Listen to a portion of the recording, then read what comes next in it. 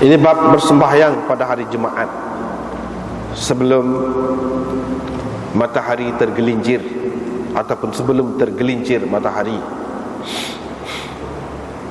Dengan sanadnya Imam Abu Dawud meriwayatkan daripada Abi Qatadah daripada Nabi SAW bahawa baginda tidak suka bersembahyang pada waktu tengah hari kecuali pada hari Jumaat. Dan baginda bersabda, sesungguhnya neraka Jahannam dipanaskan kecuali pada hari Jumaat. Abu Dawud berkata, hadis ini mursal. Mujahid lebih tua daripada Abil Khalil, dan Abul Khalil tidak pernah mendengar daripada Abi Qatadah. Babun fi waqtil Jum'ah. Ini bab tentang waktu Jumaat.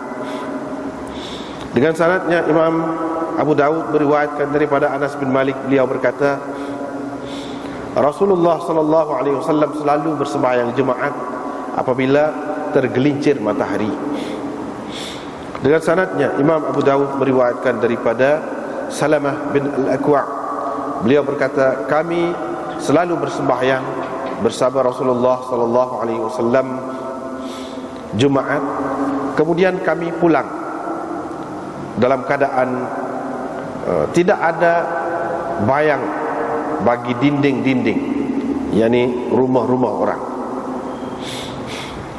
Dengan sanadnya Imam Abu Dawud meriwayatkan daripada Sahal bin Sa'ad, beliau berkata, kami selalu qailulah, yakni tidur tengah hari, wa nataqadda, dan makan pagi, ghada, selepas Jumaat, yakni pada hari Jumaat. Babun nida yaumal Jumaat. Ini bab seruan azan pada hari Jumaat.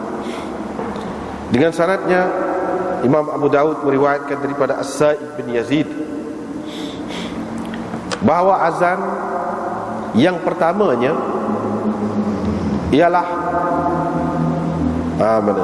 yang pertamanya ialah kepada ketika imam duduk di atas mimbar pada hari Jumaat di zaman Nabi SAW, Abu Bakar dan Umar.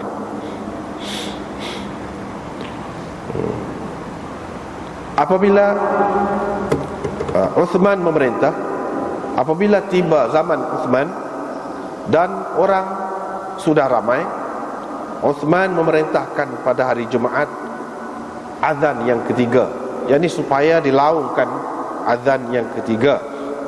Kerana itu dilaungkan azan yang ketiga di Zawra. Fathabatal amru ala dhalik, dan amalan telah pun tetap mengikut cara ini, yakni cara yang telah dikemukakan oleh Uthman ini. Dengan sanadnya Imam Abu Dawud meriwayatkan daripada As-Sa'ib bin Yazid, beliau berkata,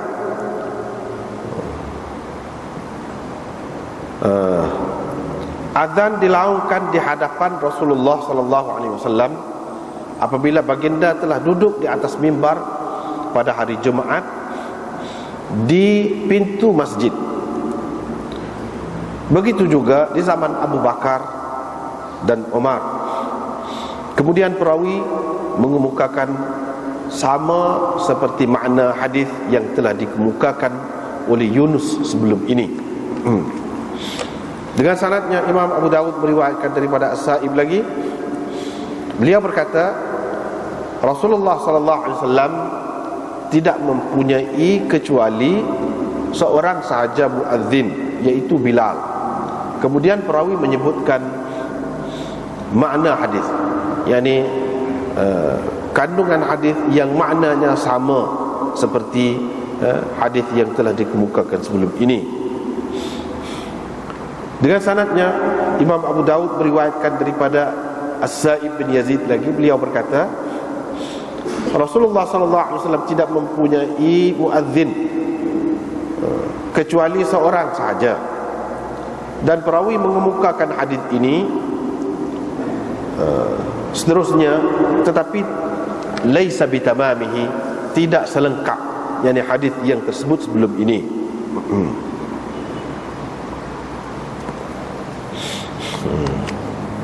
Alhamdulillah. Babus salah yaumal jumu'ah. Ini bab bersembahyang pada hari Jumaat sebelum matahari tergelincir. Yang dimaksudkan dengan sembahyang di sini ialah sembahyang jemaah lah. Sebabnya kalau sembahyang lain, misalnya kita kata sembahyang duha, memanglah pada waktu tu sebelum tergelincir matahari itu. Lepas tu kalau sembahyang lain tak ada lah. Mananya sembahyang? Kalau ada pun ialah sembahyang Jumaat. Jadi sembahyang Jumaat inilah yang dimaksudkan di sini sebelum zawal itu. Imam Abu Daud buka cerita di sini, iaitu bolehkah sembahyang Jumaat ni sebelum matahari tergelincir, sebelum tengah hari, lepas tu matahari alah ke jatuh. Kalau kita ni alah ke barat selepas tergelincir matahari itu. Yang ni supaya zuhur lah, supaya zuhur. Boleh ke tidak sebelum tergelincir matahari? Sebelum tergelincir matahari itu luas tu. Kalau kita kata kita pukul 11, pukul 10, pukul 9, pukul 8, ya lah sebelum tergelincir matahari belakang tu. Boleh ke tidak? Dan Imam Abu Daud dia buat mari bab ni. Dia nak cetuskan. Sebab biasanya tidak. Sembahyang Jumaat ini selepas tergelincir matahari. Tapi dia nak buka cerita ni, iaitu ada khilaf dalam perkara ni. Dua bab dia buat untuk waktu sembahyang Jumaat ni. Yang pertamanya hak ni, dan yang keduanya hak selepas ni lah. Bab tentang waktu Jumaat.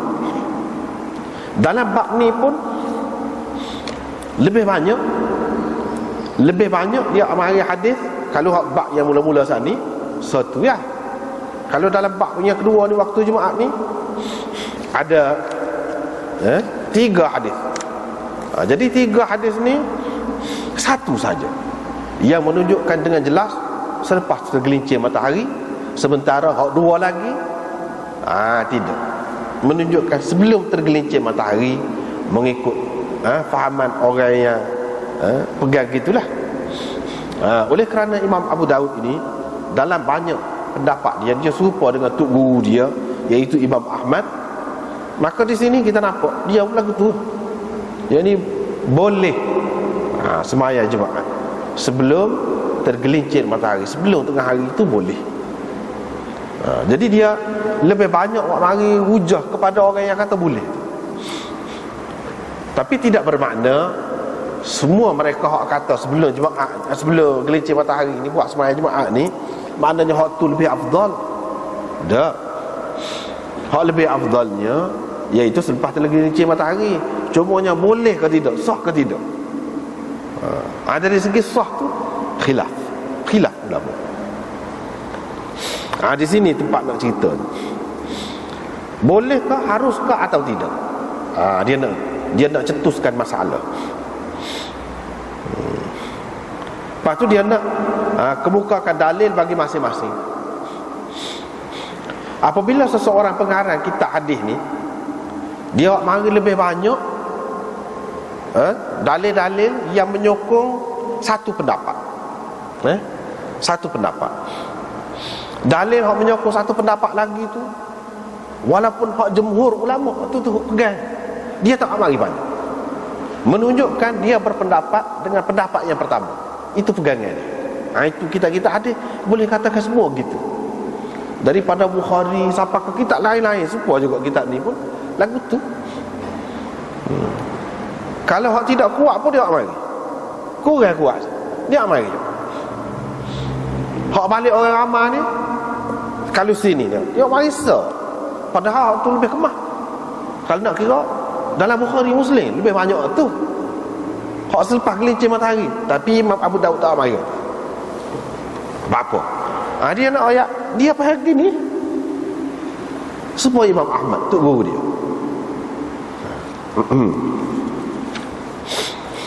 Tak apalah. Tetapi kalau kita perhatikan riwayat yang pertama ni, ini tidak sahih. Maknanya orang yang mengatakan semaya jemaah sebelum pada tergelincir matahari ini, pegangan-pegangan mereka kebanyakannya bahkan boleh dikatakan keseluruhannya, kalau ada di depan kita, ada dengan kita ni, tak kuat. Mengikut jumhur ulama tak kuat. Misalnya ni, cuba kita perhatikan. Kalau kita perhati hadis ni, Nabi SAW tak suka perkataan kariha. Kalau dalam kitab hadis ni, ataupun karahah, ataupun karahiyah, dia memberi makna larangan. Larangan. Tidak suka tu maksudnya dia larang lah. Dia tak kenal. Tak kenal ni, dia boleh jadi, kalau dalam istilah ulama kemudian termasuk dalam bahagian makruh, boleh jadi juga termasuk dalam bahagian haram. Maknanya dalam kita hadis ni, kalau sebut kariha tu bukan makna makruh, tak mesti makna makruh, boleh jadi dengan makna haram, larang terus. Itu dalam istilah mutaqaddimin, karahah, karahiyah ataupun kariha, yukrahu dan sebagainya, banyak menunjukkan haram, bukan menunjukkan makruh. Walaupun ada juga yang menunjukkan makruh. Serupa juga di sini. Nabi SAW tak suka sembahyang waktu tengah hari. Bukan tak suka gitu saja, larang dengan maksud haram pada hari-hari lain. Itu bukan masa sembahyang.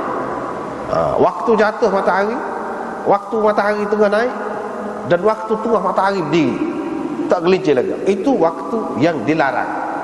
Kecuali, kata dia, pada hari Jumaat. Hari Jumaat tak larang.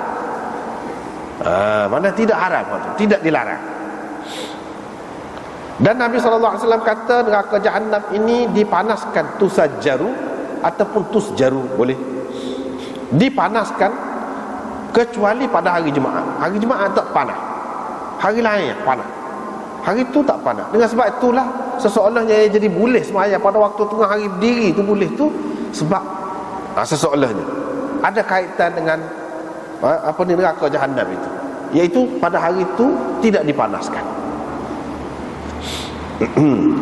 Hadis ini menunjukkan bahawa ketika matahari berdiri itu boleh sembahyang.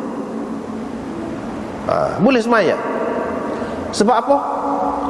Sebab hari Jumaat itu dikecualikan. Ada dalam sebut dalam hadis-hadis lain, larang, kata larang pada waktu hari berdiri itu hari lain, bukan hari Jumaat. Kalau kita kata sembahyang Jumaat tu pada waktu tengah hari berdiri, bermakna hak sebelum dia, hak sebelum dia tu, dengan khutbah, dengan gaponya, sebelum lagi pada tu.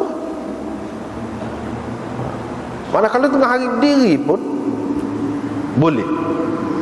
Kalau sebelum pada tu lagi, kau boleh mana? Kau boleh. Sebab waktu dilarang, waktu tengah hari tu pun tak apa. Kalau selepas tu ataupun sebelum tu, kau boleh. Dia faham gitu. Tetapi hadis ini tidak sahih, dhaif. Kita tengok sini, berkenaan dengan perawi dia, Hassan bin Ibrahim. Itu seorang. Hassan bin Ibrahim ni ada macam-macam pendapat ulama. Ada hak kata dia ni boleh pakai, tak apa, thiqah, macam-macam lah. La ba'sa bihi, boleh lah, boleh diterima. Tetapi Imam Nasa'i mengatakan laisa bil qawi, tak kuat. Bila kata dia kata tak kuat, kalau mengikut Imam Nasa'i lah, kalau kita tanya dia, tuan, apa pendapat tuan? Tuan nak hukum apa hadis ni? Kerana ada seorang ni entah sekira lain lagi, hak ni seorang, dia akan kata dhaif lah. Itu maknanya apabila seseorang ulama hadis tu dia kata perawi ni tidak kuat, bermakna kalau riwayat dia tu tak kira mana-mana, dia akan dhaif lah bagi dia. Yang ni bagi Imam Nasa'i dhaif, tak boleh ni.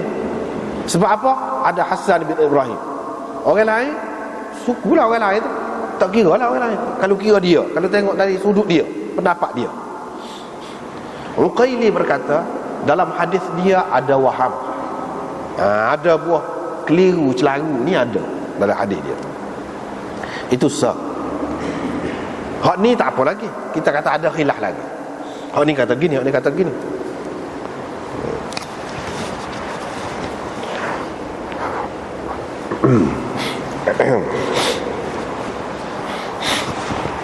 Dia ambil daripada Laith. Itu orang yang kedua, Laith bin Abi Sulaim. Dalam kitab kita ni tak sebut apa Laith bin Abi Sulaim. Moga dia kira maklum dah. Dalam kitab Badrul Majhud ni tak ada sebut. Tapi banyak kali dah sebelum pada ni jumpa dah. Dia sebut sana. Laith bin Abi Sulaim ni tak boleh, perawi dhaif. Tak boleh pakai. An Mujahid, daripada Mujahid, an Abil Khalil. Mujahid ambil daripada Abil Khalil. Abil Khalil ambil daripada Qatadah, daripada Nabi SAW. Kalau kita tengok Abu Daud sendiri dia komen.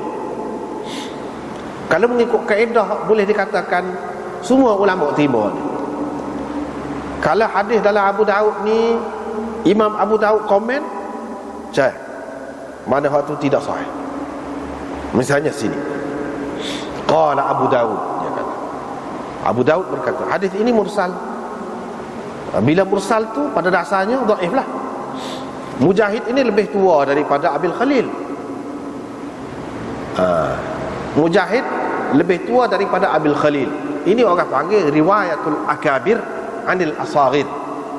Orang yang lebih tua meriwayatkan hadis daripada orang lebih muda daripada dia. Skalanya orang lebih muda riwayat daripada orang lebih tua. Ni satu contoh. Dia meriwayatkan daripada orang yang lebih muda daripada dia, iaitu Abul Khalil.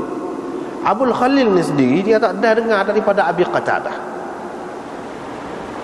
Abul Khalil tak ada dengar hadis daripada Abi Qatadah. Bila gitu dah tak ada dengar daripada Abi Qatadah, putuslah saja. Mesti ada orang lain yang dia ambil. Siapa dia? Tak ada sebut. Di situ putus. Bila putus jadi dhaif pula situ. Itu masalahnya, itu masalahnya. Berkenaan dengan hadis ini.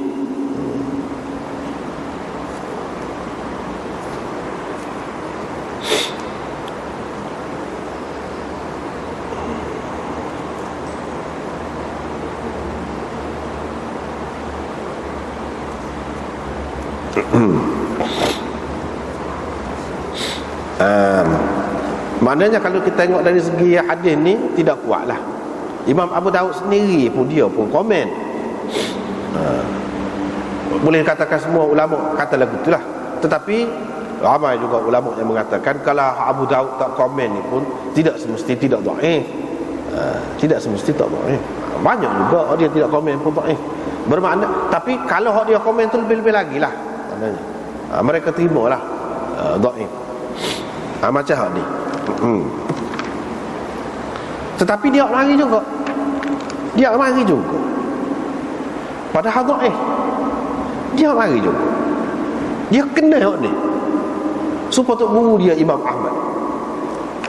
Lepas tu hadis hak bab yang kedua tu pun cara ke waktu jemaah juga. Dia lari so. Hak kata selepas tergelincir matahari. Hak lain-lain tu semua menunjukkan sebelum. Tapi hak tu sahih. Hak tu sahih. Cumanya orang lain faham lagu lain lah. Tak apalah, itu kita bincang. Kalau kita tengok ni hadis mula-mula ni makna tidak kuat. Lepas tu dah tidak kuat, nak pegang lagu mana? Imam Ahmad pegang lagu mana?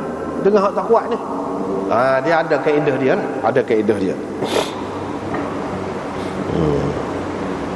Cuba kita tengok sini dalam kitab kita ni, muka surat 78. Tidak nak baca semua, nak ambil sebahagian saja.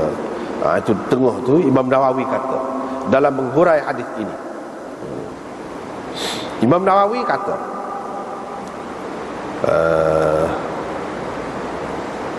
berhubung dengan sembahyang segera pada hari Jumaat ni sebelum daripada tergelincir matahari, dia kata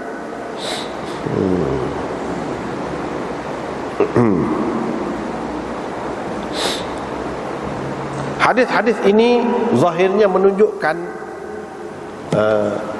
maknanya sembahyang Jumaat itu disegerakan. Tapi Imam Malik, Abu Hanifah, Syafi'i dan jumhur ulama dari kalangan sahabat, tabi'in dan orang-orang sesudah mereka mengatakan tidak harus sembahyang Jumaat melainkan selepas matahari tergelincir. Itu kata Imam Nawawi. Tidak ada yang menyanggah pendapat ini, yang berbeza daripada pendapat ini, kecuali Imam Ahmad bin Hanbal dan Ishaq. Itu Imam Nawawi. Mereka mengharuskan sembahyang Jumaat sebelum tergelincir matahari. Boleh. Dia bukan kata molek juga, cuma boleh.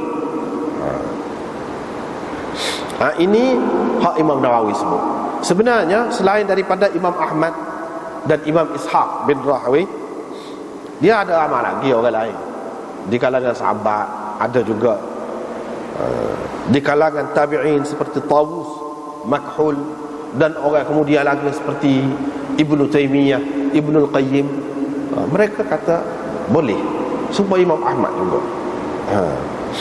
Walau bagaimanapun semua kata hak selepas tergelincir matahari lebih molek. Cuma hak sebelum ni.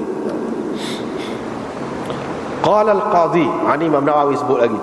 Qadhi Iyad berkata, berhubung dengan perkara ini ada beberapa hadislah diriwayatkan daripada sahabat, tetapi tidak ada satu pun daripadanya yang sahih. Itu kata Qadhi Iyad. Yang ni berhubung dengan sembahyang cepat sebelum gelincir matahari ni ada, hadisnya ada, tetapi tak ada satu pun hadis yang sahih, kecuali hadis yang dipegang oleh jumhur ulama. Itu banyaklah hak sahihnya, hak selepas gelincir matahari itu. Hadis-hadis seumpama ini mengikut jumhur ulamanya dia pakai lagu mana? Dia pakai dengan arti mubalaghah fi ta'jilha. Yani Allah kau cepat benarlah. Boleh dikatakan masuk saja waktu tu selalu. Itu dia dimaksudkan di sini. Bukan seperti zuhur hak biasa, hak skala tu, tidak. Gelincir matahari saja selalu. Bahkan Imam Malik ada pendapat dia kata khutbah tu sebelum gelincir tu tak apa, asalkan sembahyang tu gelincir matahari selalu. Gitu.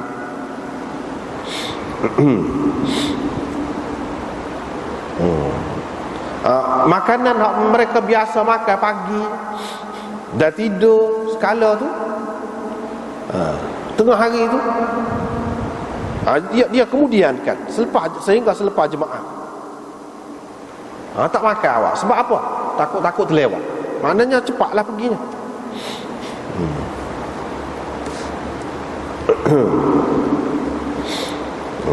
Tapi bagi orang yang mengatakan harus sembahyang jemaah sebelum gelincir matahari itu, dia pegang dengan beberapa hadis yang menunjukkan galakkan Nabi SAW supaya pergi cepat untuk sembahyang jemaah itu. Tetapi sebenarnya dalilnya tidak ada di situ. Nabi suruh pergi cepat bukan bermakna nak suruh sembahyang cepat. Suruh pergi cepat, pergi awal pagi pun tak apa, pergi duduk cokoh dalam masjid tu. Lepas tu buatlah apa nak buat, baca Quran, kau zikir, kau apa, kau sembahyang, kau tak apa, gitu je. Hak kata suruh cepat tu. Sebab itulah Imam Bukhari dia buat tajuk dalam Bukhari gini, bab waqtil Jumu'ah idza zalatis syams. Ini bab waktu Jumaat, iaitu bila tergelincir matahari. Dia buat lagu tu. Maknanya bagi Imam Bukhari waktu Jumaat ni gelincir matahari barulah waktu Jumaat. Hafiz Ibnu Hajar ketika menghuraikan tajuk yang dibuat oleh Imam Bukhari ni, dia kata, dia sebut gini, jazama bihadhihi al-mas'alah ma'a wuqu'il khilaf fiha li dha'fi dalil al-mukhalif 'indahu. Itu komen Hafiz Ibnu Hajar. Imam Bukhari kata putus, dia buat tajuk tu dalam bentuk jelaslah bahawa waktu Jumaat ni selepas gelincir matahari. Padahal ada khilaf lagi dalam perkara ni. Waktu Jumaat ni ada khilaf lagi. Bapa Imam Bukhari buat jelas lagi. Hafiz Ibnu Hajar yang faham benar dengan cara Imam Bukhari ni, dia kata tujuan Imam Bukhari nya ialah untuk menyatakan Betul memang ada khilaf, memang ada pun hadis, tapi hadis-hadis itu dhaif. Di sisi dia ni dhaif. Jadi tak patut dihiraukan. Tak patut dihiraukan. Sebab sekala Imam Bukhari kalau pendapat orang lain itu kuat juga, dia tidak buat lagu ni. Cara tajuk dia tu, dia tidak buat nyata gitu. Tak kata putus gitu. Dia buat dalam keadaan tergantung gitu. Kalau hujah balik sana kuat juga. Tapi kalau hujah balik sana tu tak kuat, dia akan buat lagu ni lah cara dia.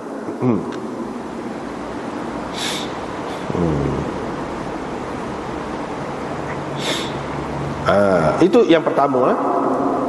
Yang kedua, dalil bagi orang-orang yang mengatakan harus boleh sembahyang jemaat sebelum gelincir matahari ni, antara lain yang diriwayatkan oleh Abu Nuaim, tok guru Imam Bukhari, Ibnu Abi Syaibah, Daraqutni dan lain-lain lagi, ramai lagi. Riwayat daripada Abdullah bin Sidan. Dia kata, aku pernah ikut jemaat sekali dengan Abu Bakar, sembahyang dia dan khutbah dia sebelum tengah hari. Sembahyang dan khutbah dia tu sebelum tengah hari. Aku ikut sembahyang jemaat dengan Umar, kata dia. Sembahyang dia dan khutbah dia sehingga saya kata, oh, tengah hari dah. Tengah hari dah. Mana selepas selesai sembahyang, dia kata tengah hari dah. Mana bukan lepas tengah hari tu. Habis waktu dia, oh tengah hari. Maknanya dia start pagi sebelum pada tu. Ulama-ulama hadis mengatakan perawi-perawi dia tu hak lain-lain tak apa berlaku, thiqat berlaku, kecuali Abdullah bin Sidan tadi. Abdullah bin Sidan itu dia ni tabi'i kabir. Kalau nak kira dari segi tarikh dia tu maknanya tabi'i besar lah. Tapi tidak diketahui dia ni orang lagu mana, yang ni majhul keadaan. Ibnu Adi kata syibhul majhul. Syibhul majhul. Bukhari kata la yutaba'u ala hadithihi. Kalau ada hadis dia pun orang lain tak boleh nak kuatkan hadis dia, tak boleh. Tidak jadi kuat. Bahkan kata dia, kalau kita tengok riwayat Ibnu Abi Syaibah sendiri, ni ada dalam Musannaf Ibnu Abi Syaibah lah. Ada riwayat lain yang bercanggah dengan riwayat saat ni. Dalam Musannaf Ibnu Abi Syaibah sendiri yang lebih kuat daripada hadis, iaitu hadis daripada Suwaid bin Ghafalah, iaitu dia semaya dengan Abu Bakar dan Umar ketika matahari telah tergelincir dan sanad dia kuat. Maknanya hak tadi tak kuat, hak ni lebih kuat. Ada juga riwayat Ibnu Abi Syaibah daripada tariq Abdullah bin Salamah. Dia kata Abdullah bin Mas'ud semaya jemaat, dia jadi tu imam semaya jemaat pada waktu duha. Pada waktu duha. Dan dia pun kata, khasyitu alaikumul harra. Saya takut panas, kata dia. Oh, saya takut panas kalau lepas pada gelincir matahari itu panas. Jadi dia pun semaya. Abdullah bin Salamah ni saduq. Saduq dia ni. Mana saduq ni bukanlah perawi yang kuat sangat, tapi termasuk dalam lafaz ta'dil juga. Cuma dia ni termasuk di antara orang yang fikiran dia jadi bercelaru selepas tua. Bila tua fikiran dia bercelaru, mana tak kemah juga. Ada lagi tarik yang lain, iaitu Sa'id bin Suwaid. Dia kata Muawiyah semaya jemaat, dia jadi tu imam kepada kami pada waktu duha juga. Hanin pun perawi dia Sa'id ini dhaif juga. Dhaif juga. Setengah-setengah ulama dalam mazhab Hanbali dia pegang dengan hadis Nabi sallallahu alaihi wasallam hak lain untuk sembahyang sebelum gelincir matahari sembahyang jemaat. Dia katakan hadis Nabi tu, dia kata inna hadza yaumun ja'alahu Allahu 'idan lil muslimin. Hari ni, hari Jumaat ni, hari yang Allah jadikan hari raya bagi orang-orang muslimin. Dia kata lagu mana? Dah hari raya, bermakna semaya tu pun boleh jugalah. Sebab semaya raya orang semaya masa mana? Jadi dah kata hari ni hari raya, bermakna boleh jugalah semaya menjadi keutamaan hari itu dikerjakan pada masa dibuat semaya raya. Tapi pihak lain bantahlah, dia kata tak kena lagu tu. Bukan bermakna kalau kata hari raya tu makna segala-gala dalam segala-galanya serupa. Tidak serupa dalam segala-galanya. Dalam beberapa sudut, tidak semua. Misalnya kalau kita kata serupa pada hari raya, betul-betul hari raya puasa ke raya haji, boleh ke puasa? Tak boleh. Tapi kalau hari Jumaat ni boleh, dengan syarat kita kapuh. Maknanya dengan hari sebelumnya ataupun hari selepas boleh. Tapi kalau hari raya sebenar tu, kapuh lagu tu pun tak boleh. Tengok kan, tak serupa.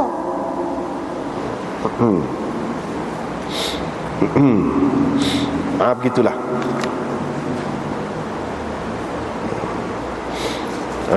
Begitulah kira-kiranya. Lepas tu orang-orang yang tak terima hadis ni, dia kata hadis lain yang lebih kuat. Nabi larang ni, waktu larang sembahyang. Salah satunya waktu tu lah, waktu tengah hari itu. Waktu tengah hari itu dilarang sembahyang. Kalau ada hadis ni tak boleh lawan dengan hadis tu, sebab tu lebih sahih. Sebab tu ada dalam Bukhari, ada dalam Muslim dan lain-lain lagi. Jadi dia tak sepakat lah, tak boleh lawan tu. Baiklah, kita kata lepas tu dia marilah sini ni masalah mazhab Hanafi gitu gini. Orang-orang mazhab Hanafi kata Imam Abu Hanifah dan Muhammad kata tak boleh. Tak boleh semaya jemaah pada waktu tu. Tapi kalau sunat boleh ke juga? Pada waktu tengah hari betul-betul, mana sebelum gelincir matahari, boleh ke sembahyang sunat? Imam Abu Hanifah, Imam Muhammad kata tak boleh. Sembahyang sunat tak boleh ke? Bukan sembahyang jemaah saja.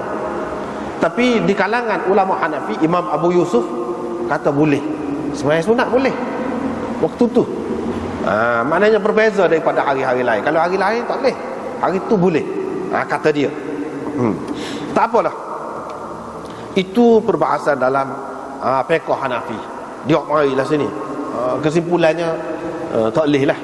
Orang Hanafi hak lebih kuatnya pendapat dalam mazhab dia, tak kira hari gapo, tak boleh sembahyang gapo pun. Bahkan kalau dalam Masjidil Haram pun sembahyang sunat tawaf pun tak boleh pada masa tu.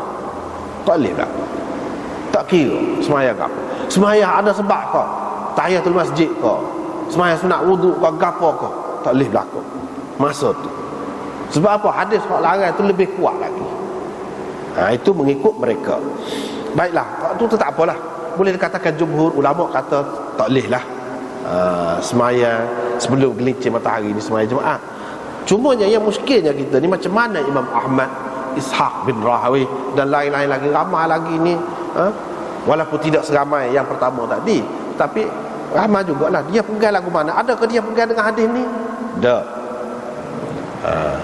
Lepas tu hadis ni hadis mursal. Mursal tak boleh pakai. Mengikut mereka, kaedah mereka, hadis mursal boleh dipakai. Sebab tu Imam Abu Dawud mari juga, sekiranya ia disokong oleh amalan yang berterusan. Di kalangan umat ni ada, di zaman sahabat ada buat lagu tu, imam-imam ada terima lagu tu, dan disokong oleh hadis yang lain, disokong oleh mana-mana imam. Jadi dia kira boleh. Sebab itu Imam Abu Dawud mari juga. Jadi mursal ini mursal yang disokong dengan ijtihad mujtahidin dan amalan sahabat dan tabi'in. Itulah sebabnya dia pegang gitu. Walau bagaimanapun tidak berapa kuat lah. Tidak berapa kuat lah. Itu ada khilaf. Ada khilaf. Syekh Abdul Qadir Al-Jailani, Al-Gilani ataupun Al-Jilani, yang masyhur tu, ahli tasawuf yang masyhur tu, dia ada kitab dia Ghunyatul Talibin, ataupun namanya Al-Ghunyah li Talibi Tariqil Haq. Dia ada sebut dalam tu, dia ni dari segi mazhabnya Hambali dia. Dia kata waktu sembahyang Jumaat ialah sebelum tergelincir matahari, iaitu pada waktu didirikan sembahyang hari raya. Tu. Dia dengan jelas dalam kitab tu kata. Waktu sembahyang raya itulah waktu sembahyang Jumaat. Kita nak kata mana? Memang pun orang dalam mazhab Ahmad ni ada mengamalkan begitu,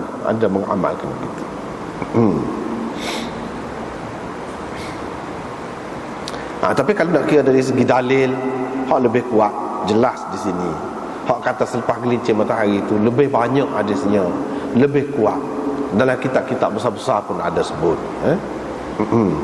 Cuma kita gitulah masalah sikap khilaf ni kan, masalah khilaf ni dengan ulama ni. Kalau ada ulama besar terima dan jelas benda tu bukan dalam sebuah dua kitab sebut, jelas, kita kena hormat gitu. Tapi kita bagi secara peribadilah tak kuat tu, dan lebih kuat ni lebih kuat gitu. Cuma kita tak saya kata apa lah, tu ikutlah. Lepas tu dia buat bab pula, buat waktu Jumaat. Waktu Jumaat, waktu mana waktu Jumaat? Dia tak pandai dengan bab yang pertama, dia nak kemah dia. Dia pun mari riwayat yang mula-mulanya. Dia kata Anas bin Malik berkata Rasulullah SAW selalu bersembahyang Jumaat apabila telah tergelincir matahari. Inilah mengikut hak jumhur ulama, pegangan jumhur ulamanya. Dalam Bukhari, Tirmizi dan lain-lain lagi ada sebut hadis ni. Banyaklah dalam kitab-kitab hadis dan sahih sanadnya. Selain daripada sanad ni, sanad lain pun dengan sanad lain banyak lagi hak lain. Ni selepas gelincir matahari. Inilah pegangan jumhur ulama. Dan ini menunjukkan Nabi SAW selalu kana yusalli. Selepas kana fi'il mudhari', makna selalu hak biasa. Kalau ada lah kita terima lah, kita kata hak sebelum gelincir matahari, itu tidak biasa. Jangan-jangan dia hak biasa, hak skala. Hak skalanya lagu ni, iaitu apabila telah tergelincir matahari, barulah sembahyang Jumaat.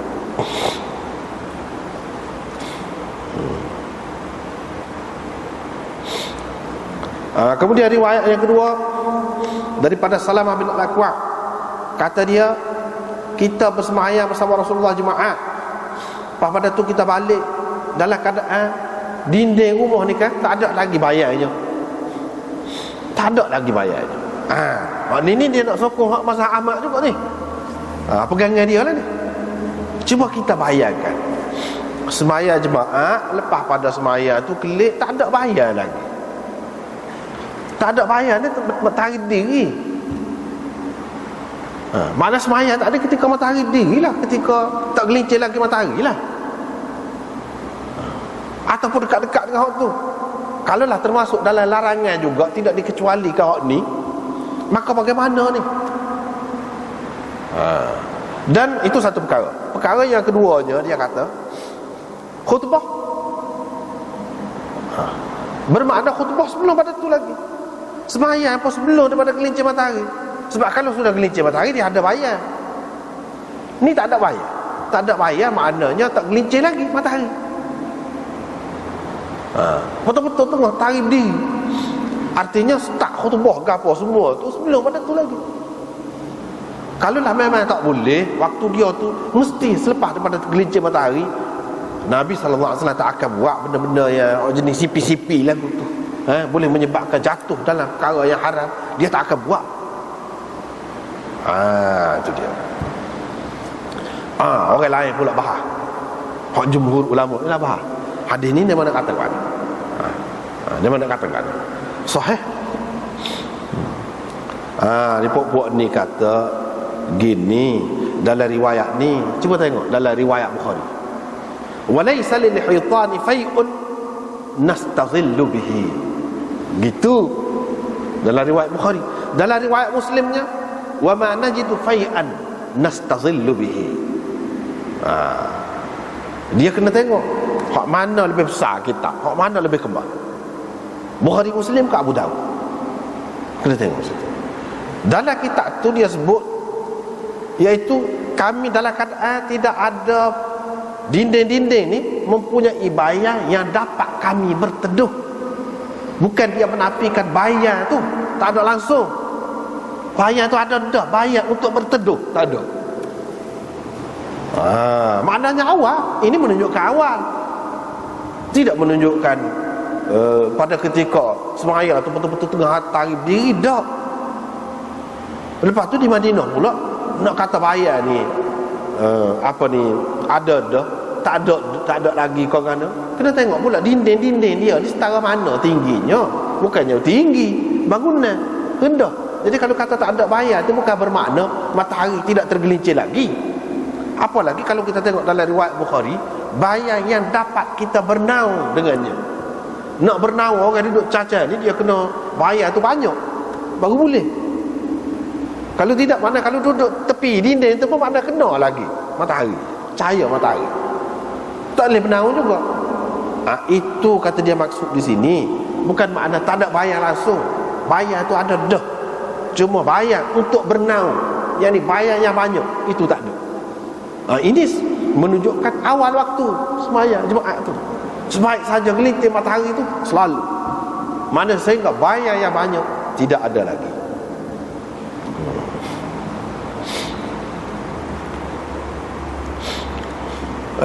Dah mana kata mana boleh lagu tu. Nabi SAW khutbah.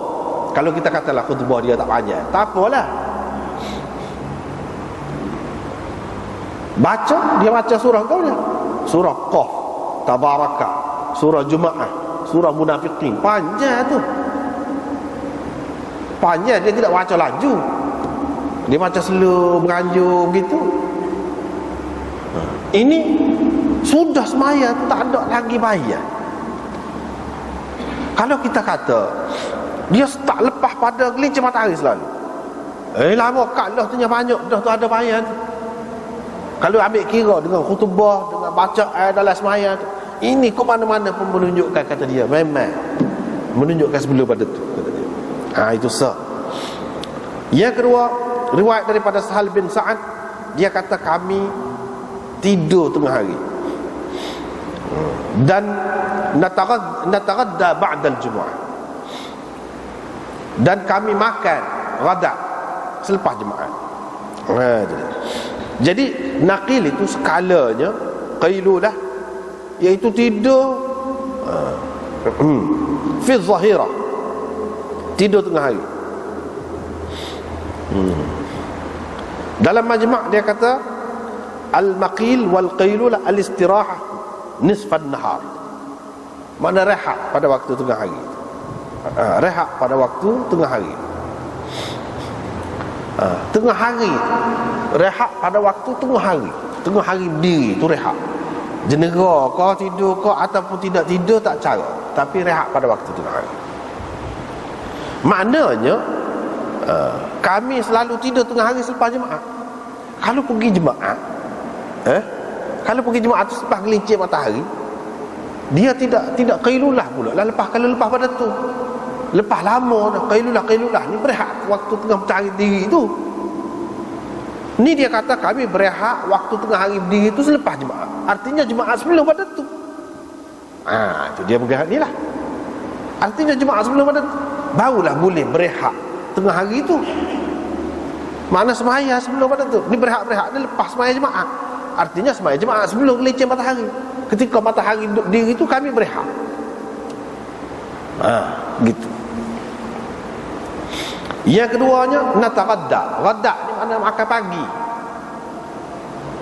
Makan pagi. Dia kata nataghadda. Al-ghada ta'amun yu'kadu awwalan nahar. Summiya bihi as-sahur li'annahu lis-sha'im bimanzilatil muftir. Ghada ni makanan awal siang. Awal siang. Makan pagilah kita kata. Makan pagi. Kalau kita kata bukan makan tengah hari dah, makan awal siang. Kalau tengah hari tu lepas pada matahari gelincir tu, awal siang apa lah tu, balik pagi tu. Jadi kami makan selepas Jumaat, makan pagi. Kalaulah jemaah ni tidak sibuk waktu pagi, kami boleh makan pagi maknanya. Tapi hari jemaah ni dok sibuk ke jemaah, sehingga tak ada nak makan pagi tu, lepas tu baru makan. Tapi makan pun makan masih lagi dalam waktu pagi, bukan selepas gelincir matahari. Sebab kalau selepas gelincir matahari, apa radaknya? Radak apanya masa tu? Radak ni mana sebelum gelincir matahari tu, awal pagi tu. Ini menunjukkan bahawa sembahyang jemaah itu sebelum gelincir matahari. Hak ni lah hak Syekh Abdul Qadir Jailani kata tadi tu. Waktu sembahyang jemaah ialah waktu orang sembahyang raya tu lah. Sebab apa ni dia tengok hadis ni? Ulama-ulama lain bahas lah. Dia kata tidak begitu maksudnya.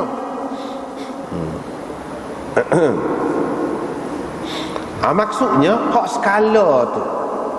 skala kami tidur pada masa tu, jadi kemudian lah skalanya tidur tengah hari jemaah ni dak muka pergi jemaah tidur selepas tu, tapi dipanggil qailulah juga. Sebab apa? Ganti hak asal. Supaya juga radak ni, bukan radak ni maknanya makan pagi tu.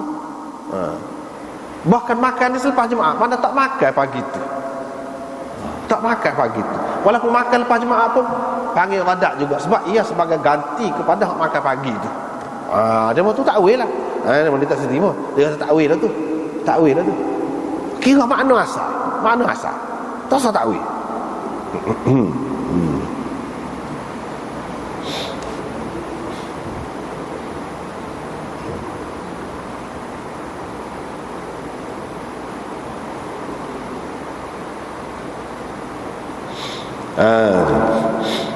Jadi bagi orang-orang lain dia bantah lah. Misalnya kalau kita nak kata radak tu mesti makan tu pagi, makan tu pagi mesti gitu, maka kena pakai gitu belaka dalam hadis. Misalnya cuba tengok hadis ni, kata dia pada muka surat 83 dia kata, hadis yang dikemukakan oleh Abu Daud juga dan Nasa'i daripada Irbad bin Sariyah. Dia kata qala da'ani Rasulullah sallallahu alaihi wasallam ila sahur. Pernah Rasulullah sallallahu alaihi wasallam panggil aku sahur. Faqala, dia pun kata, halumma ilal ghada'il mubarak. Mari kita makan ghadak yang diberkati ni. Rasulullah sallallahu alaihi wasallam menyebutkan ghadak untuk makan sahur. Mana ada orang yang mengatakan harus makan selepas makan sahur, lepas fajar tu boleh lagi. Dia pegang dengan hadis ni. Mari kita makan pagi ni, kata dia. Radak, sebab sebut radak tu mana makan selepas terbit matahari tu, bukan sebelum terbit matahari. Ada hak pendapat lagu tu, tapi ulama tak terima. Dia kata tak boleh pakai lagu tu. Jadi kebanyakan ulama tak si pakai hak ni. Radak dengan makna makan lepas pada subuh. Ada pendapat ulama kata kalau selagi tak terbit matahari, bukan tak habis subuh, tak terbit matahari, boleh lagi makan. Salah satu dalil dia ni lah. Tapi kebanyakan ulama tak sepakat hak tu. Dia kata hak sebenarnya ni makan sahur, tapi Nabi sebut radak tu sebab pada bulan puasa ni kita tak ada dah makan pagi tu. Hak sahur ni lah jadi makanan radaknya. Radak kita hak skala tu jadi sahur ni. Jadi dia sebut radak. Kita tak boleh faham daripada sebut radak tu mana makan selepas daripada terbit matahari ke, makan pagi ke, bulan puasa. Tak boleh faham gitu. Nak ayatnya radak ni sebagai sahur ni sebagai ganti kepada radak. Hak skala kita duk makan tidak bulan puasa tu radak. Hak ni muka dia ajak makan sahur, takkan sahur lepas subuh. Maklum dah lah tu. Serupa juga di sini. Jadi kalau kata radak ni pun mana hak asalnya makan pagi, tapi hari tu jadi makan lepas jemaah. Apa sebab? Sebab nak pergi awal, sibuk nak pergi jemaah. Dan Nabi galakkan suruh pergi awal, jadi pergilah. Tak ada nak makan, jadi makan selepas pada tu. Tak apa makan selepas pada tu pun, sebab sembahyang jemaah tu di awal waktu, jadi sudah pun cepat. Tidaklah kata jadi lewat benar sampai pukul 3 tu dah. Gitu dia. Jadi orang lain kata begitulah, tapi demo-demo ni dia kata tak sih. Dia pegang ni zahir hadis. Perkataan radak dan perkataan qailulah. Tasih makna ganti-ganti, tukar-tukar lagu tu tasih. Baik, kalau kita tanya hak tadi, lepas tu demo dan Nabi SAW kata halumma ilal ghada'il mubarak. Jadi maknanya bulan puasa boleh makan lagi lah pada subuh tu. Dia pun tak terima juga. Apa tak terima? Kalau semata-mata sebut perkataan ghada' tu boleh terima lah. Dan bukan sebut ghada' tu, apa tak terima? Orang mazhab Hambali pun tak terima juga ni. Dia takwil juga. Tapi hak ni dia tak sih. Tak takwil. Itu masalah ijtihad dia. Masalah ijtihad dia lah. Dia tak sih. Hak tu dia apa ni? Serupa dengan orang ramai. Kok lain-lain hak ni dia. Orang pegang kepala kemis itu dia. Dia kata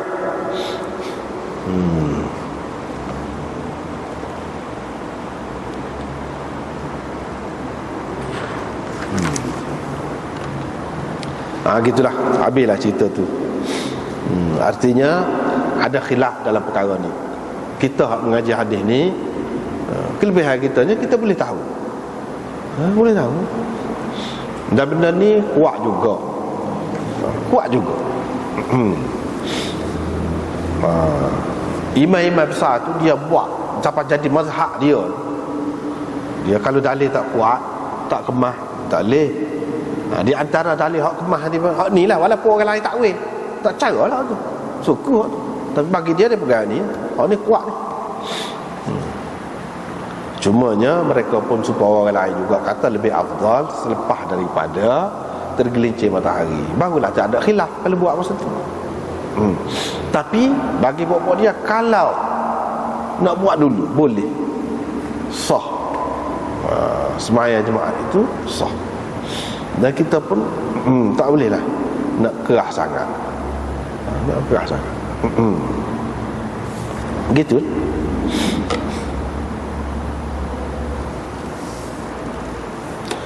Artinya dua ni yang menyokong Imam Ahmad, Ishaq bin Rahawayh dan Imam Abu Dawud. Ni saja hak menyokong hak orang ramai. Yusallil Jum'ah idza malat asy-syams. Dalam dua bab ni dia mari satu. Itu cara dia. Itu cara dia. Pengarang kita ada ni, bila dia buat lagu ni bermakna dia lebih bersetuju dengan pendapat ni. Macam ni Imam Abu Dawud bersetuju dengan pendapat yang mengatakan sembahyang Jumaat boleh sebelum gelincir matahari. Itu kesimpulan. Babun nida yaumal Jumaat. Ini bab suruan azan pada hari Jumaat. Baiklah kita kata nida pada hari Jumaat. Seruan untuk sembahyang pada hari Jumaat. As-Sa'ib bin Yazid meriwayatkan bahawa azan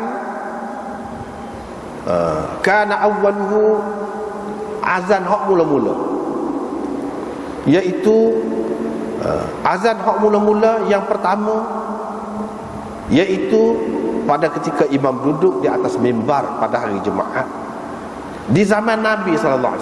Azan hak pertama ni zaman Nabi yang mana? Itulah pada ketika tu imam duduk di atas mimbar, naik duduk. Assalamualaikum warahmatullahi wabarakatuh. Itu mazhab Syafi'i. Akan datang kita akan jumpa lah. Beri salam mazhab Hanafi, Malik dak akan naik duduk cakap lah. Tak ada beri salam-salam. Tapi kalau mazhab Syafi'i, Ahmad memang ada salam. Dia benda khilaf jugalah. Ni bila naik bah mula-mula tu bila imam duduk di atas mimbar pada hari Jumaat. Ni di zaman Nabi sallallahu alaihi wasallam, zaman Abu Bakar dan Umar. Bila tiba zaman pemerintahan Sayyidina Uthman, bukan sepanjang pemerintahannya, tak juga. Mula-mula tu dia buat lagu tu juga. Lepas pada tu, bila orang ramai, Uthman pun perintahkan pada hari Jumaat supaya azan yang ketiga. Jadi artinya ada 3 azan lah pada hari Jumaat. Maka dilaungkan azan yang ketiga itu di Zawra. Fathabatal amru ala dhalika. Amalan orang ramai, umat berlaku berterusan, berlaku dengan tetapnya atas ketetapan Uthman itu. Habis. Jadi apa makna azan yang ketiga ni? Dia begini, istilah dalam kitab hadis ni panggil azan. Qamat tu pun azan juga.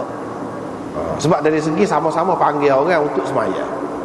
Sebab itu kita terjemah tadi nida yaumul jumaah, iaitu laungan ataupun panggilan untuk sembahyang jemaah. Panggilan. Jadi azan yang pertama hak zaman Nabi, hak tu azan betul lah. Mana ada dua azan, pada tu qamat lah. Qamat tu pun dia panggil azan juga. Azan yang kedua.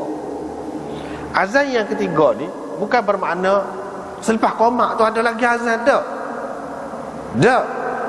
Azan yang ketiga ni bermakna dari segi baru ada, tapi dari segi kedudukannya duduk di mula-mula. Bila masuk waktu saja azan. Hak ni di Zawra.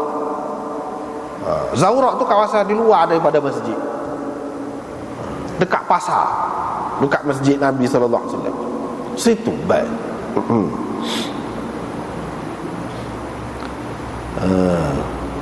Lepas pada tu bila imam naik duduk di atas mimbar, dari segi tertibnya azan hak Sayyidina Uthman letak ni, hak di atas Zawra ni, hak tu yang pertama dari segi tertibnya. Tapi dari segi wujudnya ini yang ketiga. Sebab apa? Sebab zaman Nabi tak ada. Hak adanya dua, azan dan iqamah tu. Lepas tu hak ni yang ketiga dari segi wujudnya. Tu dari kata yang ketiga tu dari segi wujudnya, dari segi diamalkan, dilakukan. Tapi dari segi tertib dianya, hak Sayyidina Uthman tambah sani, hak Sayyidina Uthman buat sani, hak ni mula-mula azan yang pertama. Jadi tidak bercanggah. Sebab itu kalau kita tengok dalam setengah-setengah riwayat ni kan, dia ada nampak macam pertanggahan. Setengahnya kata hak Sayyidina Uthman buat tu yang ketiga, setengah kata hak tu yang pertama, setengah kata hak tu yang kedua. Macam-macam lah pendapat tu. Sebenarnya tidak ada percanggahan. Misalnya kita tengok di sini dalam kitab ni Hafiz Ibn Hajar, diambil daripada Hafiz Ibn Hajar daripada Fathul Bari, dalam riwayat Waqi' daripada Ibni Abi Dhi'b, Sayyidina Uthman memerintahkan azan yang pertama. Begitu juga riwayat Syafi'i, seperti itu juga azan yang pertama. Tapi dalam riwayat kita ni azan yang ketiga kan, Sayyidina Uthman suruh tu azan yang pertama, yang ni dari segi tertib dia tu, amalan tu, tertib dia memanglah yang pertama. Jadi tidak ada percanggahan di sini. Dia kata wala munafat bainahuma, tidak ada percanggahan di antara dua riwayat ini. Sebab dari segi dia tu ditambahkan, maka itu yang ketiga, baru ditambah oleh Sayyidina Uthman yang ketiga. Tapi dari segi dia tu kedudukannya dulu daripada azan dan iqamah, waktu yang pertama. Betul.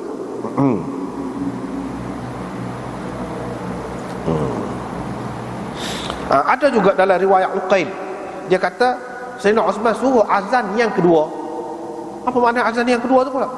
Hak tu lah, hak Sayyidina Uthman tambah tu azan yang kedua dari segi hak azan yang pertama tu memang daripada zaman Nabi lagi. Hak ni yang kedua ni dari segi Sayyidina Uthman baru suruh buat. Hak tu yang kedua dari segi perintah tu, bukan dari segi tertib. Dari segi tertib hak Sayyidina Uthman buat tu memang dulu. Hak tu tak ada khilaf. Hak tu bukan hak Sayyidina Uthman baru buat ni pada ketika tu imam duduk atas mimbar. Hak tu dah hak sebelum tu. Seperti yang diamalkan sekarang ni, serupa dengan Imam Abu Daud katalah fasabatal amru ala dhalika. Ni dalam ni dia kata amalan orang tetap mengikut cara ini sampai ke ni. Jadi dua bab tu kalau campur dengan iqamat itu, mengikut kaedah taglibnya, orang panggil azan juga, 3 azan. Tapi pada hakikatnya 2 ialah azannya, selagi itu iqamah. Jadi hak 2 ni memang diamalkan di mana-mana. Dan Abu Daud pun dalam riwayat ni dia sebut, maknanya lepas pada tu orang terima. Sahabat-sahabat pun terima, tak ada siapa pun bantah. Dan ini menjadi ijma' sukuti, orang panggil ijma' sukuti. Ijma' sahabat diam tak kata apa, mana boleh pakai. Atas dasar tu. Kalau kita kata hak ni tak ada lah sumber lain, tak ada dalil yang lain, hak ban yang pertama ni jadi dua ban lah sebab kita learn ini. Setengah-setengah orang dia kata hak ban yang pertama tu bid'ah. Siapa parok gitu. Ana tak setuju lagu tu. Dia kata tambahan Sayyidina Uthman. Tambahan Sayyidina Uthman. Memang betul lah zahirnya begitu. Tetapi ada beberapa perkara yang kita kena tengok. Jangan kita gaduh mudah-mudah juga nak bid'ah satu kali ni. Kena tengok juga, biar mengikut kaedah betul. Biar mengikut kaedah betul. Anda tak setuju orang yang kata bid'ah tu. Kalau kata bid'ah tu mana dengan arti sesat, jadi Sayyidina Uthman lah mula-mula buat. Sayyidina Uthman ni ahli bid'ah lah. Parok tu. Lepas tu bukan Sayyidina Uthman sahaja, ramai lagi, beribu-ribu sahabat lagi. Jadi setuju dengan dia tu lagu mana? Jadi maknanya bid'ah ni bukan kerjaan orang biasa, kerjaan sahabat-sahabat. Tak kena tu, kena molek sikit. Ramai orang-orang sekarang ni dia pasal nak mengikut sunnah sangat, kadang-kadang dia alah kata lajak. Hak tidak bid'ah lagi pun dia cap bid'ah dah. Macam hak ni. Jangan. Cuba tengok dalam kitab hadis ni ada sebut. Yang pertamanya mengikut kaedah, satunya ni kaedah ni, ni lah kaedah apa nama ni, yang disebutkan di dalam kitab I'tisam Syatibi yang terkenal tu. Dia lah yang kata bid'ah ni banyak bagi kita terima banyak dia, dan hak ni pun mengikut dia juga. Orang-orang yang itu bid'ah saat ni, dia kata bid'ah, sepatutnya dia tengok kitab Syatibi tu molek. Syatibi kata gana dalam bab ni. Syatibi kata kita tak boleh kata bid'ah kalau sesuatu itu dilakukan oleh sahabat, terutamanya Khulafaur Rasyidin. Khulafaur Rasyidin. Sebab apa? Sebab Nabi tidak sebut itu sebagai bid'ah. Dia kata alaikum bi sunnati wa sunnatil khulafair rasyidin. Dia kata sunnah khulafair rasyidin min ba'di. Dia kata sunnah. Jadi dia buat kesimpulan di situ, kalau kita katakan Sayyidina Uthman ni dia buat gini, dia ada tahu daripada Nabi SAW. Cumanya riwayat itu tidak sampai kepada kita, tapi dia tahu Nabi pernah berkata, ataupun dia faham daripada Nabi lah. Nabi kata maksud azan ni nak suruh orang dengar, nak suruh orang mari. Kalau orang tak dengar, kita boleh tambah. Misalnya dia dengar Nabi SAW kata gitu. Kalau dia buat tu berdasarkan apa yang dia dengar daripada Nabi SAW, maka sama sekali kita tak boleh kata bid'ah, sebab itu berpunca daripada Nabi. Tapi kalau ada yang kedua, iaitu memang dia tak dengar daripada Nabi langsung, cuma dia buat tu berdasarkan ijtihad dia, bolehkah kita kata bid'ah? Tak boleh juga, kata dia. Kalau hak ni memang dia tak ada dengar langsung Nabi kata, tak ada, cuma dia faham sendiri, dia ijtihad sendiri, pun kita tak boleh kata bid'ah, kata dia. Sebab apa? Sebab dia mari hadis ni lah, wa sunnatil khulafair rasyidin al-mahdiyyin. Dia tidak kata bid'atil khulafair rasyidin, mana ada lagu tu. Kalau kita kata bid'ah, bermakna khulafair rasyidin buat bid'ah. Tak boleh lagu tu. Syatibi tu yang kerah tu banyak perkara dia kata goni bid'ah, goni bid'ah. Hak ni dia tak kata bid'ah. Dia tak kata bid'ah ni. Tak termasuk dalam bid'ah. Sebab apa? Sebab Sayyidina Uthman bukan dia seorang, ramai lagi sahabat-sahabat yang lain. Ijma' sahabat. Puak-puak Zahiri, mazhab Zahiri ni, Daud Zahiri ke Ibnu Hazm ke, ijma' ulama dia tak saya pakai. Tapi kalau ijma' sahabat angkat tangan lalu dia. Angkat tangan lalu. Ijma' sahabat, hak tu ijma' dia terima. Ijma' bukan tak ada, ijma' sahabat saja. Hak ni ijma' sukuti orang panggil. Sahabat dia tak akan dia selama tu sahabat tu. Kalau Sayyidina Uthman buat ni benda tak molek, tentu dia bantu. Ni tak ada. Hak lebih munasabahnya, mereka pun ada dengar juga daripada Nabi SAW dalam perkara yang seumpama ini. Cuma riwayat itu tidak sampai kepada kita. Kalau tidak, mesti ada bunyi kokek-kokek ke mana-mana. Dia mau buat ni nak ke mana? Ada asah kau? Tak ada, senyap. Ijma' sahabat itu benda besar, tak boleh kita main-main. Kalau kita kata sesat, artinya penganjur kesesatan sahabat-sahabat Khulafaur Rasyidin. Berat lagu tu, tak boleh. Jadi hak duduk buat dah ni molek, tak ada bersatu. Cumanya jangan kita keras sangat. Kalau maksudnya nak panggil orang, zaman dulu dia tak ada speaker, tak ada apa. Nak panggil orang tu dia kena lagu tu lah, kena duduk luar. Kalau duduk dalam masjid tak bunyi, tak pergi keluar. Jadi dia buat gitu. Tapi sekarang ni speaker tu banyak, boleh tahan nak pasal dah. Kalau kita orang best sekali, tak boleh kah? Boleh, tidak salah. Sebab itu hak asal. Hak maksud nak suruh sapa suara kepada orang tu, sapa maksud tu. Jadi kita kata tidak salah, hak tu betul. Kalau nak buat lagu tu boleh. Seperti mana sekarang ni? Zaman Nabi sebelum subuh ada dah band sekali.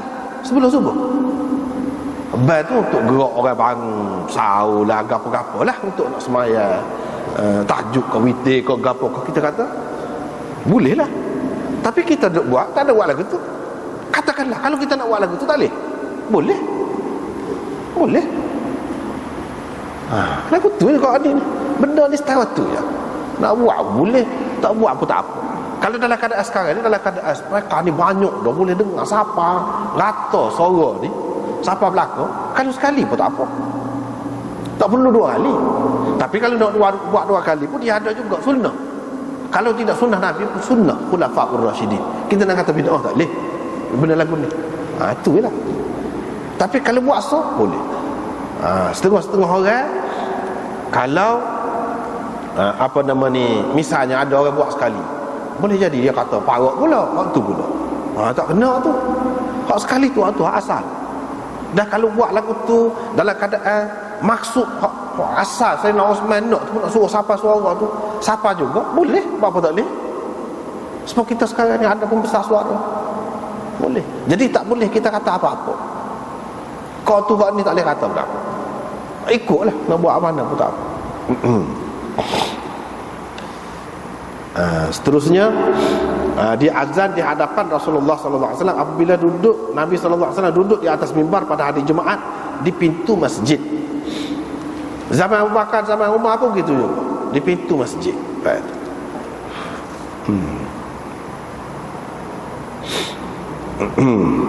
Jadi di pintu masjid ni untuk apa? Nak suruh siapa suara keluar tu lah. Sebab kalau dalam pintu masjid dia jadi suara tertutup, tidak terbuka, tidak terkeluar. Jadi kalau depan pintu tu, maknanya suara tu boleh keluar. Itu tujuannya. Tapi ada juga setengah-setengah ulama ni, dia kata menunjukkan dilarang azan dalam masjid pula. Ada pula orang kata lah. Sebab dalam hadis sebut ni di pintu masjid, bukan dalam masjid. Dia tidak faham maksud sebenarnya. Maksud sebenarnya nak suruh siapa suara. Dah kalau sekarang ni, kalau dalam masjid pun dah ada pembesar suara ni, siapa juga. Tidak nanti duduk depan pintu tu, siapa sepatutnya ni. Dia suruh naik atas menara tu untuk apa? Nak suruh siapa suara lah. Lepas tu dah siapa suara tak naik atas menara pun, buat dia naik, buat menak. Kena menara hak tinggi tu kan, bawa benar lah naik. Tak perlu speaker dah kan ni. Jadi kadang-kadang dia tidak faham, dia pakai hak zahir. Sebab itulah dalam kitab ni dia sebut, kita perhati pada muka surah 85. Wa hadzal hadis ustudilla bihi ala karahatil adhan fil masjid.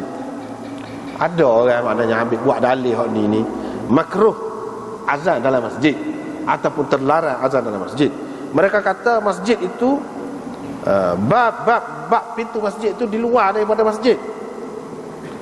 Situ azannya, bermakna kesimpulannya kalau dalam masjid makruh sekurang-kurangnya ataupun terlarang. Pengarang kitab Aunul Ma'bud, ni Aunul Ma'bud ni cara Abu Daud juga. Dia ambil daripada tok guru dia Ghayatul Maqsud. Ni pun cara Abu Daud juga. Dia ambil gitulah, dia kata gitu. Hak ni menjadi pegangan Ra'isu Ahlil Bid'ah, kata dia, kepala ahli bid'ah zaman kita ni, Ahmad Ridha Al-Barelwi. Barelwi kalau di India ni kan, pokok bid'ah. Pokok ni dia kata tak boleh. ban dalam masjid, nak ban pintu masjid. Ada pula lagu ni tak faham maksud hadis ni. Wa adza'al fitan, dia telah menyebar luaskan fitnah, wasyurur, dan keburukan dalam masalah ni. Tulis kitab na dia nya, tulis risalah. Saya pun ada juga risalah kata dia rekah kata dia. Saya tulis juga pasal ni. Makna ini pengarang ni lah, syarih ni. Apa ni Khalil Ahmad. Maknanya tak apa. Ban dalam masjid pun tak apa. Tak payah naik menara, tak payah pintu masjid. Tujuan asalnya nak suruh siapa suara itulah. Yang saya nak Osman buat dua ban nak suruh siapa suara itulah. Gitu. Tetapi kelebihannya, kalau ada azan yang pertama ni, dia ada kelebihan dia. Sebab itu lebih ramai ulama pakar ni. Sebab kalau ban ketika tu imam tu duduk atas mimbar tu, dekat benar dah tu. Jadi orang-orang yang sibuk gapo tu dia tak ada nak berhenti. Dan dalam Quran sebut idza nudiya lis-salah min yaumil jumu'ah, apabila diseru pada hari Jumaat. Kalau hak seruan tu maksudnya hak pada ketika tu imam ada atas mimbar dah, baru nak berhenti, lambat benar siapa. Sedangkan yang dikehendakinya dengar khutbah sepenuhnya, tiba-tiba tak siapa maksud. Dengan sebab itu molek kalau ada ban dulu. Dengan ban yang pertama tu orang boleh ready berhenti lalu tu. Padahal kalau nak kiranya, boleh dikatakan semua ulama mengatakan hak maksud taklih, wazarul bai', suruh berhenti jual beli tu ban mana? Hak yang kedua tu, hak tu imam duduk atas mimbar, bukan hak ban pertama tu. Tetapi untuk panduan, jadi mudah orang bila dengar yang pertama tu berhenti, dan dia siap mandi kau gapo-gapo berhenti kau, sedang molek pergi tu, dia boleh dengar sepenuhnya khutbah. Itu dari segi kelebihannya. Maknanya ada hikmah dia besar tu, bukan dari segi nak sapa suara saja, tapi dari segi persediaan itu lebih baik. Dengan sebab itulah seramai-ramai sahabat ni orang yang jernih, jilah hati mereka. Mereka tak ada bantah, benda boleh. Bukan dari segi nak sapa suara saja. Kalau dari segi sapa suara saja, kita kata tadi dah pembesar suara pada sekali lah, apa-apa dua juga. Dari segi takdir pula, ahok tu tetap baik, ada baik. Dengan sebab itu lebih baiklah dua tu, bukan satu. Walaupun kita sudah ada pembesar suara, walau bagaimanapun seperti kita kata tadi lah, kalau orang dah buat semua itu asal. Apalagi sudah ada pembesar suara, kita tak boleh kata apalah. Gitulah.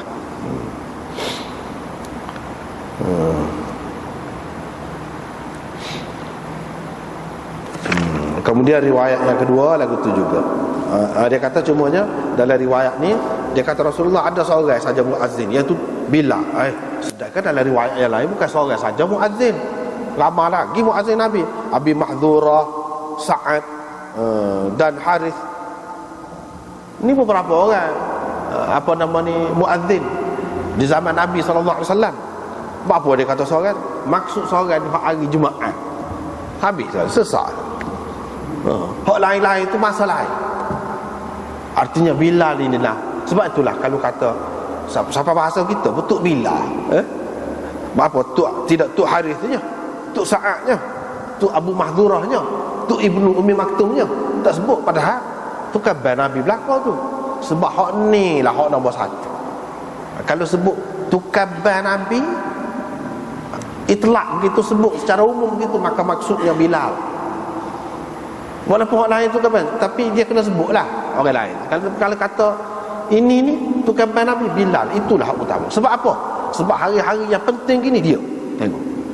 Hari orang ramai ni dia. Hak tu maksud seorang muazzin tu. Bukan maksud dalam semua keadaan dia. Tidak begitu. Jelas dalam Bukhari, dalam kitab-kitab lain disebut kamu makan dan minumlah pada bulan puasa tu sehingga yu'adzina Ibnu Ummi Maktum, sampai Ibnu Ummi Maktum sebab Ibnu Ummi Maktum tu dia hak masuk subuh tu. Bila tu dia hak sebelum tu. Kan ada dua situ. Ni maksud bila seorangnya, ni maksud pada hari Jumaat. Pada hari Jumaat. Yang kedua tu begitu juga. Babul imam yukallimur rajul fi khutbatihi. Sekatulah. Wallahu a'lam.